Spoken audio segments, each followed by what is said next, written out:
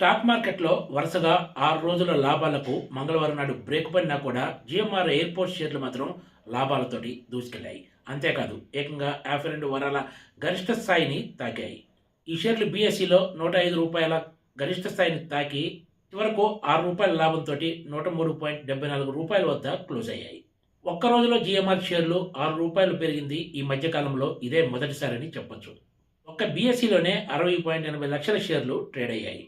గత కొన్ని రోజులుగా వరుసగా జిఎంఆర్ ఎయిర్పోర్ట్ షేర్ల ధరలు పెరగడంతో కంపెనీ మార్కెట్ క్యాపిటలైజేషన్ కూడా 1,09,538 కోట్ల రూపాయలకు చేరింది. మంగళవారం నాడు జిఎంఆర్ ఎయిర్పోర్ట్స్ కౌంటర్లో బ్లాక్ డీల్ జరిగింది. ఈ డీల్ కింద 4.55 కోట్ల షేర్లు చేతులు మారాయి. అయితే ఈ షేర్లు ఎవరు అమ్మారు, ఎవరు కొనుగోలు చేశారు అన్న విషయాలు ఇంకా బహిర్గతం కావాల్సి ఉంది. 2025 సెప్టెంబర్తో ముగిసిన 3 నెలల కాలానికి జిఎంఆర్ ఎయిర్పోర్ట్స్ ఒకంత సానుకూల ఫలితాలు ప్రకటించడంతో కూడా ఈ కౌంటర్పై ఇన్వెస్టర్లలో ఆసక్తి పెరిగిందని చెప్పొచ్చు. దీంతోపాటు 2025 సెప్టెంబర్ ఎయిర్ ట్రాఫిక్ వివరాలను తాజాగా జిఎంఆర్ ఎయిర్పోర్ట్స్ వెల్లడించింది.